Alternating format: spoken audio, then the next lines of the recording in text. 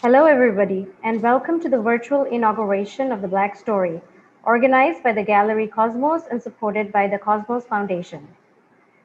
I'm Nabila Rahman, and I thank you for joining us today in inaugurating this very special exhibition, The Black Story, which is a virtual interactive exhibition that encompasses a combination of art and dialogue through an exhibition and a series of webinars, artistic expression through the exhibition, and intellectual interventions through a series of dialogue and discourse to examine, expose, and embrace the historical ties between Black and South Asian communities. The Black Story exhibition features 5 artists: Olokish Ghosh, Konok Chappa Chokma, Afroza Jamil Konka, Bishwajit Goswami, and Saurav Chaudhary.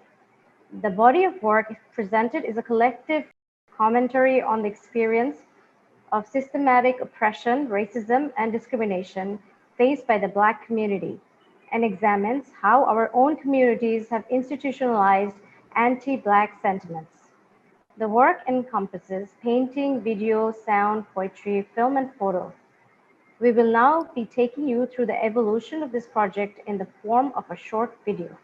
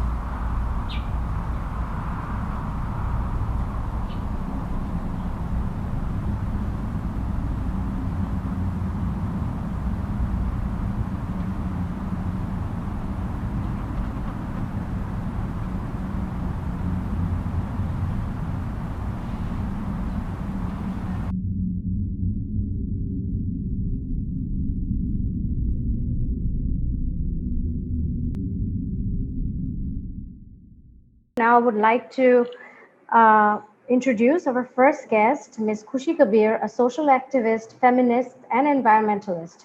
She is passionately involved in promoting equality of women, indigenous people, and marginalized communities. Ms. Kabir has been with the NGO Nijera Kori, which is one of the largest non-governmental organizations in Bangladesh. I now invite Ms. Khushi Kabir to deliver her deliberations. Thank you. Thank you so much. And I really want to thank Cosmos Gallery and all the other affiliates and associates for having invited me and for actually organizing the Black Story exhibition and this whole experience that we will be going through. I live in Bangladesh, I work in Bangladesh, but my work does mean that I sometimes do travel a lot and get exposed. I didn't mention in my, when I gave my first introduction, or when the introduction was given about me, that I actually graduated in fine arts, in painting and drawing. But then the liberation war of Bangladesh took over, and then I went off into the villages to start working, and I never turned back. But I have a lot of friends who are artists, and I love going. I think that's something that keeps me rooted.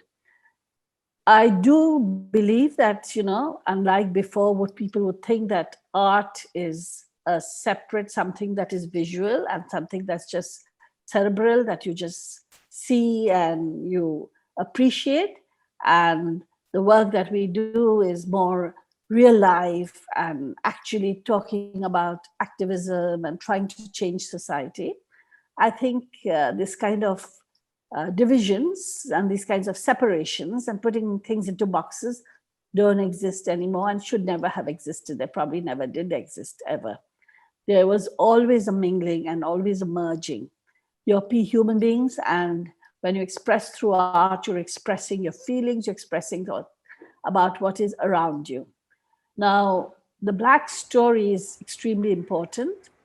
I think in South Asia, we often try to distinguish ourselves from everybody else. Even within a country as small as Bangladesh, we have with us also, exhibiting is Konok Chapa Chakma, and Konok Chapa Chakma is from an indigenous community. So even within a small country like Bangladesh, we have many different indigenous groups, different ethnicities, different languages. There's when you try, and the majoritarianism, authoritarianism kind of view takes over, everybody gets pushed into the other.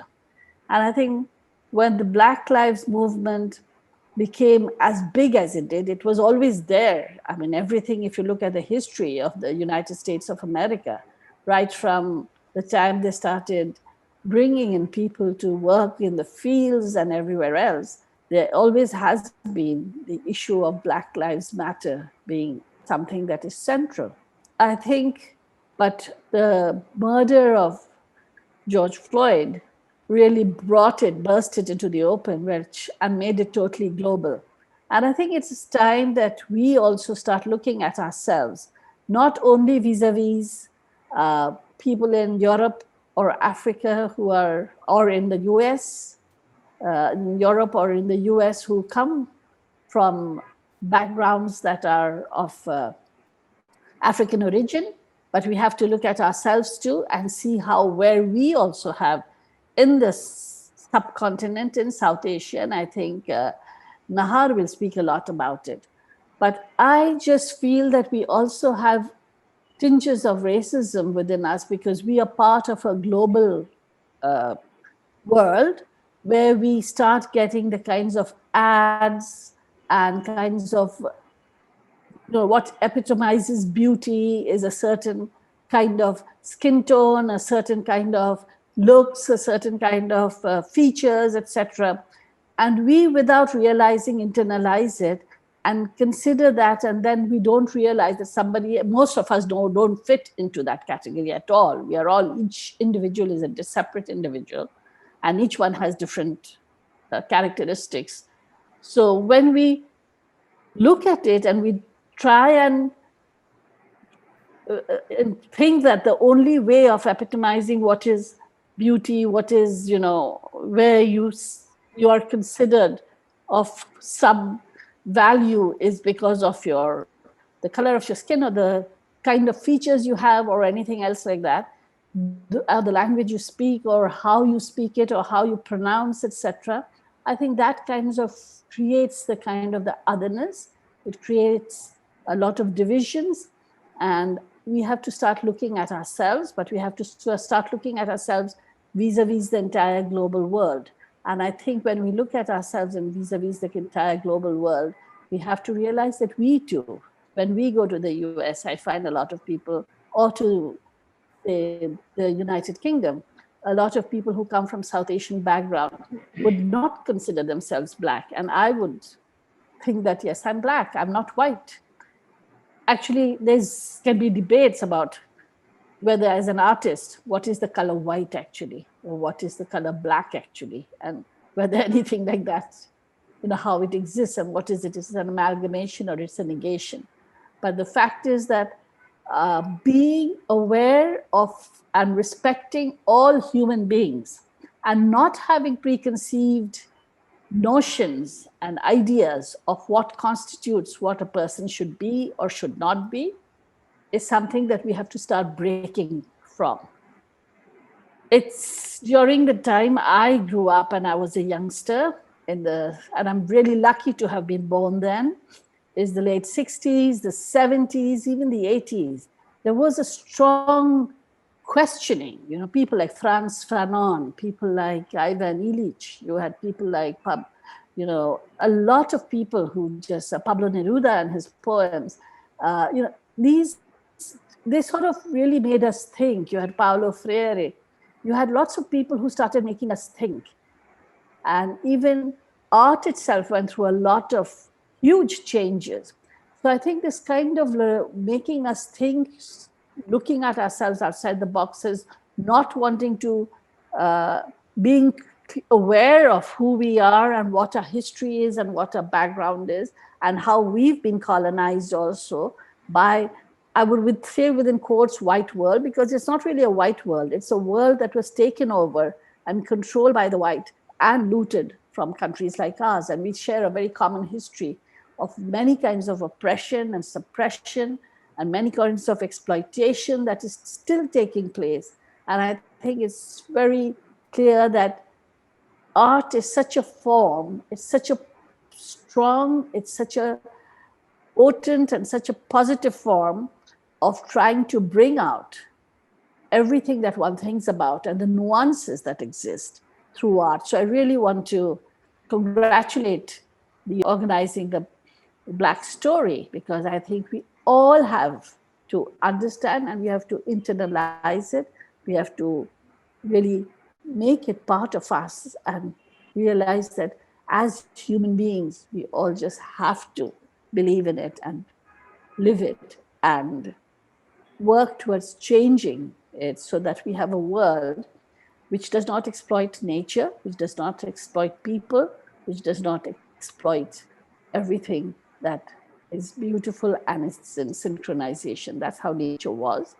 There are some people for greed who are trying to destroy it.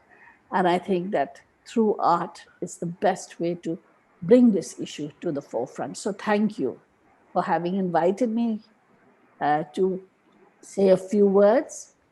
And I really feel that even within Bangladesh, I try to work very hard to try and dismantle these kinds of differences that exist and the kind of otherness that is created. And I think we need to do it globally together. So with these few words, I'd like to thank you so much for having invited me and allowing me to speak. Thank you, Ms. Kabir, for your very inspiring and thought-provoking insights today. It's truly valued, and thank you very much. Now I would like to welcome Nigerian-American visual artist, Mr. Osie Audu. Mr. Audu is a fascinating visual artist who uses geometric abstraction to explore his interest in the nature of human consciousness, investigating the tangible and intangible aspects of the self. His self-portraits, which are portraits of the self rather than literal portraits of the artist, investigate issues of identity rooted in his cultural experiences growing up in Nigeria.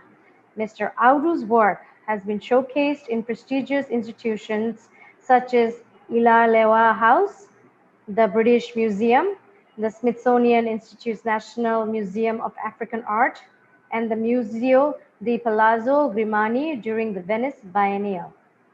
Recent awards received by Mr. Audu include the 2020 New York Foundation for the Arts Fellowship Award and Pollock Krasner Foundation Grant 2018-2019. Mr. Audu, I now invite you to deliver your deliberations. Thank you. Yeah, thank you so much for inviting me. I'm deeply honored to be on this platform. As a visual artist, my experiences, I think what I'm going to do is tell you my own story as a Black man, okay, living in the world.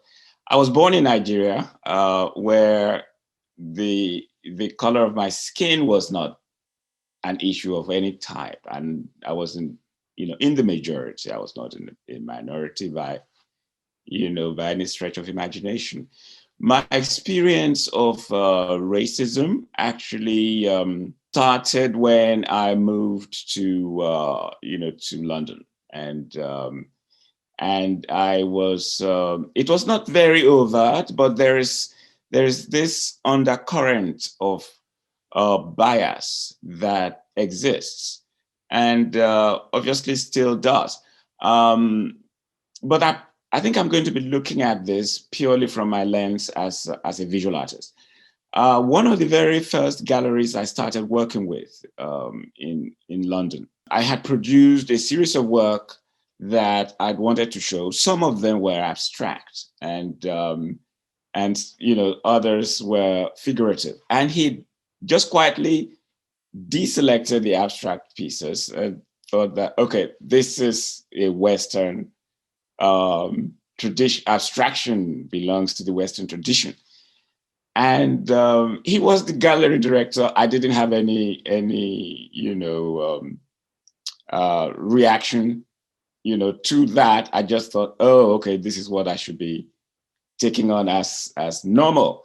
But I thought about it. I mean, the exhibition took place. It selected just the figurative pieces, and it was a fairly successful show. But I had always been interested in abstraction, and so on my own, I continued with abstraction, and then did a series of work based on it, and eventually got my abstract pieces shown first in Germany by a curator who had visited Uli Bayer. Probably may not have heard of him. He came to my studio, selected purely the abstract pieces, and did a show at the Walewa House, and my journey into abstraction really took off from that point on. Another experience that I've had against abstraction was actually here when I moved to the US. And I found out that working with a gallery in Detroit, the Nnamdi Center for Contemporary Art, that their theme, their focus was on Black abstract art, and I thought, that is wonderful. This is something I really like. It fits into my idea, in fact, my ideal of what African art is. So I started showing with that gallery, and actually I was invited to curate a show curate a show at the gallery, and I thought, okay, what better than to curate a show of abstract art by abstract artists, international contemporary African artists that work in the field of abstract art. And I titled the show Abstract Minded, Works by 6 Contemporary African Artists. And I then went about inviting some of the African artists, including Nicolas Slobo, forgetting their names now, let me see. Nicolas and, this has been a while ago. Let me just check my notes here. Okay. Odili Donaldo Dita is actually also a Nigerian-born artist who was invited to the show. Nena Okore was there in the show too. And my aim was, in a way, to point, to increase the conversation about African art and abstraction in the world, and point out the fact that abstraction actually was not originally a Western phenomenon. It actually, and the abstraction and abstract thought in terms of art and aesthetics came into the West through Picasso, when he actually interacted with some figurative works from Congo that he'd seen, which resulted in the production of this work, Les Demoiselles d'Avignon, which is very popular work now. Because prior till then, realism, was the main form of art, which started way back in the Renaissance period, made very, very popular by Leonardo. So that was one of the ways in which I kicked against some of the silent racist thought about what the African is, what their imagination should be engaged in, because one of the most insidious things about racism and this, and generally, the prevalent anti-Black sentiments is that it either deliberately or undeliberately there to hijack one's imagination and give one's imagination a different narrative, things to be engaged in. So I intentionally go against that and not allow my imagination to be engaged with strife, with struggle, with enslavement, sadness, and stuff like this.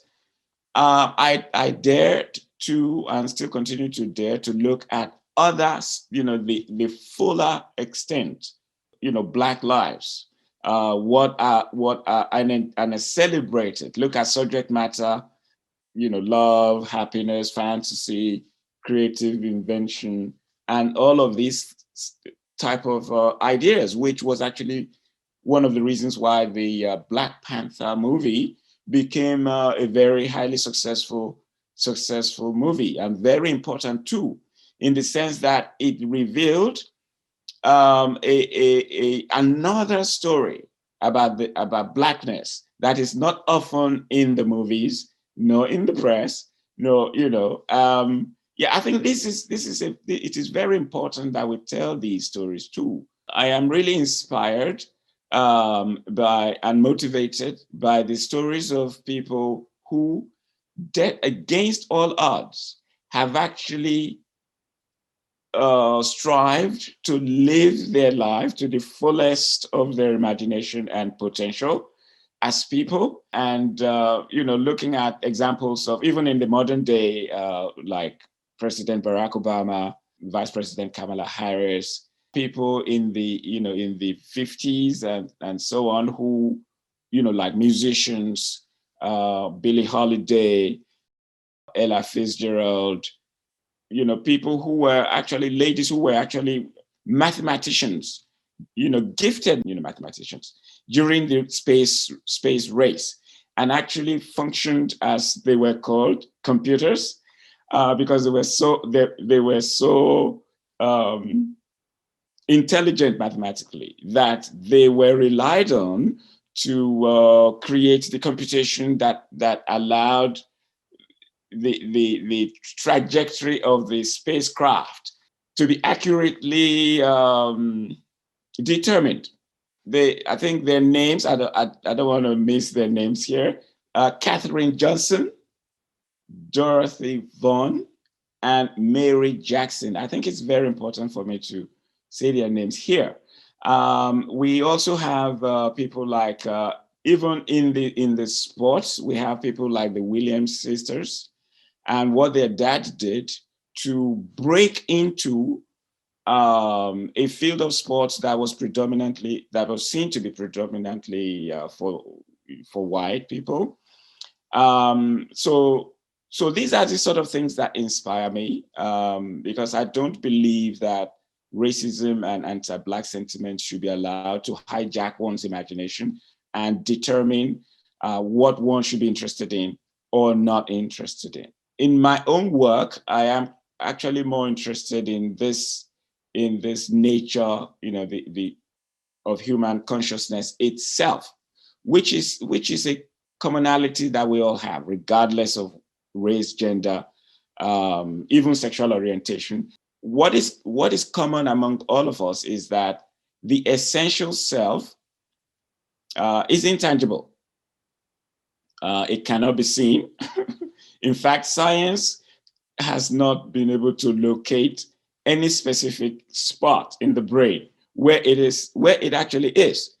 And my view is of the human race as a whole, of which I am a member. And I create work which engages the entire human race. One of the themes I work on in my work is titled "The Night is Bright with Stars," And these stars are some of those people who have, against all odds, strived and continue to strive to achieve their best and make available to the world what they are what they are potentially capable of, and not let any kind of anti-Black narrative thwart what they are able to achieve, for humanity. Some of these people I have already named. It is very important that we fight that psychological battle aims don't get derailed.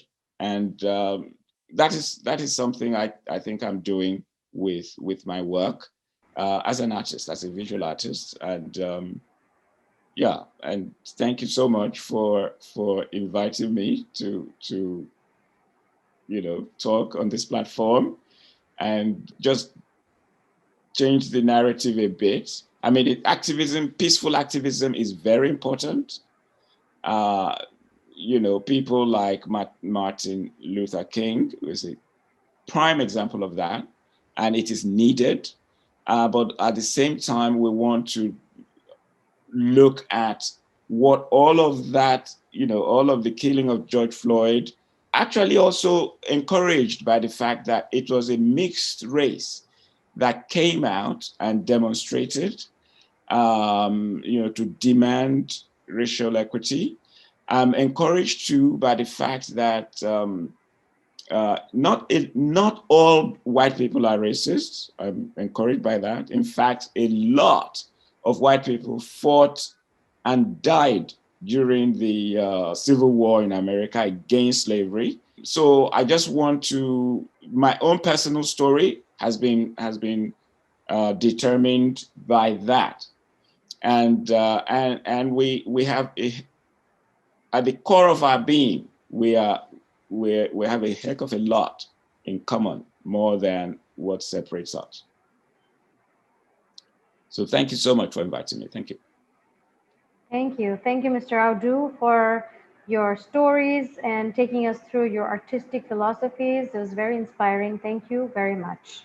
Thank you. Now I would like to welcome Ms. Nahar Khan, who conceived and curated the Black Story Project.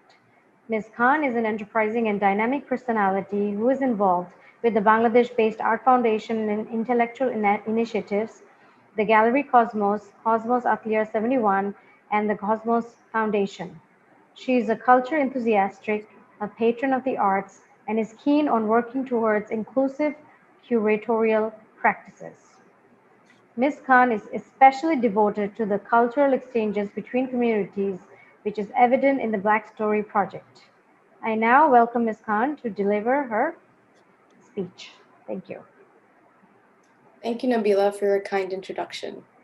Ms. Khushi Kabir and Mr. Osie Audu, I thank you for your time today. Your presence is both felt and appreciated. I would like to take this opportunity to walk you through the journey of this initiative. Born from a place of restlessness and responsibility, the Black Story Project was in response initially to the national emergency of racist violence experienced by Black communities across America.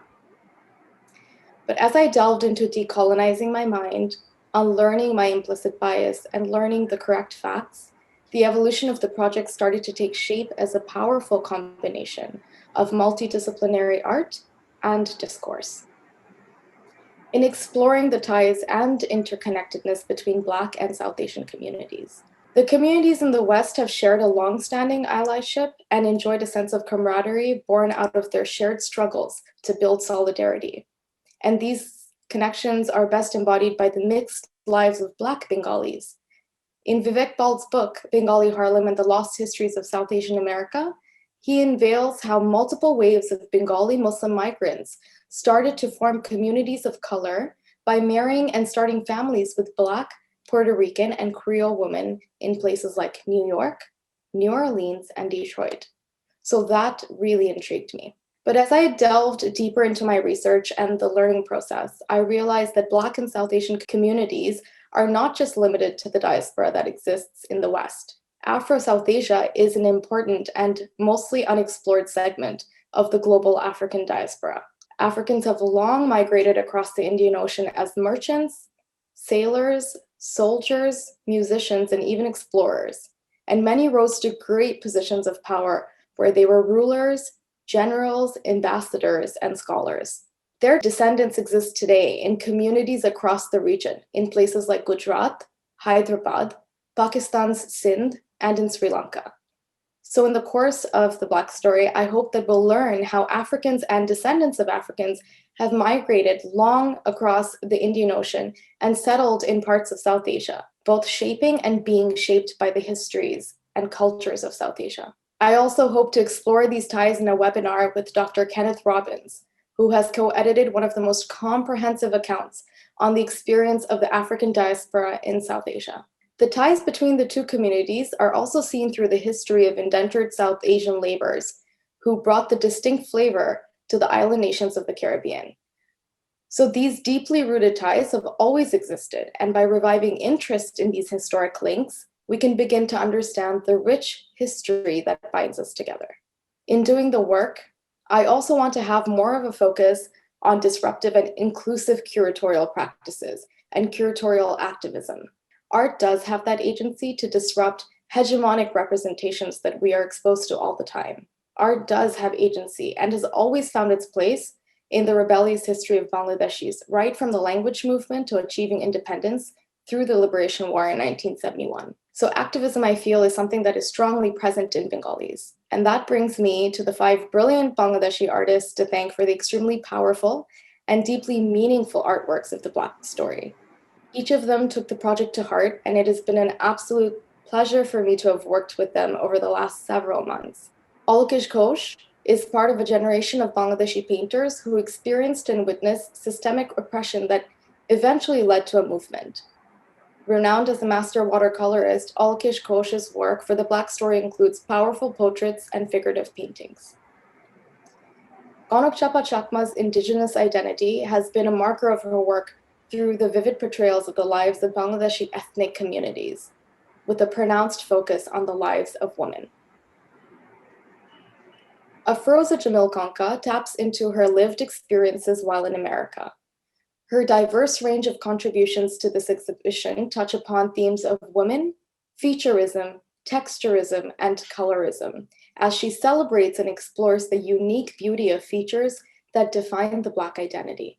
Bishojit Goswami's experiments with various spaces and subjects in his artworks have caught the attention of critics and lovers alike, art lovers alike. For this exhibition, he found inspiration in being consumed by the intolerable sufferings endured by enslaved individuals. And his work on photo manipulation for the Black Story is especially captivating.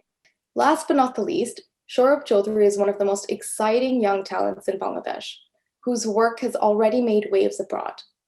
His work for the exhibition portrays a sense of activism and protest. His use of geometric shapes, creating a grid within the painting, produces a unique composition. Touching on the Black Story's virtual gallery space, it's been designed as a circular shape, taking on the form of a rotunda, symbolizing racial equity, unity, and solidarity. And I must give thanks to the team at Kakuru who have devoted their hearts and minds to the project. I also thank the teams at Gallery Cosmos, the Cosmos Foundation, and our media partner, United News of Bangladesh, who have worked tirelessly to bring this project to fruition. Even though the virtual interactive exhibition is month-long, by no means does our work end there. We want to continue our efforts in fighting for racial equity throughout the year and the years to come. The evolution of this exhibition has been deeply transformative for me. As I delved into learning more, the project grew into a passion project and a labor of love. So in imploring my community to stand in solidarity with Black folks, let me conclude today in the words of Ibram X. Kendi, in hopes of an anti-racist world where the color of our skin is as irrelevant as the colors of the clothes over our skin. Thank you. Thank you, Nahar, in sharing your very deep and insightful evolution of how the exhibition has started and your commitment to continuing your commendable efforts. And we look forward to more initiatives like these. over the coming months and years.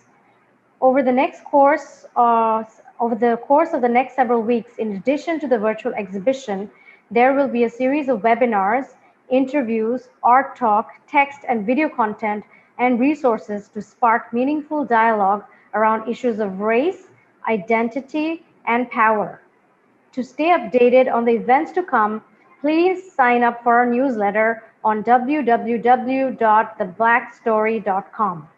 Proceeds from the Black Story project will go towards Black and Indigenous People of Color Creative Association, BPOC Canada. The Black Story exhibition is now live. We hope you enjoy your time in our virtual gallery, and we thank you for joining us today. Thank you.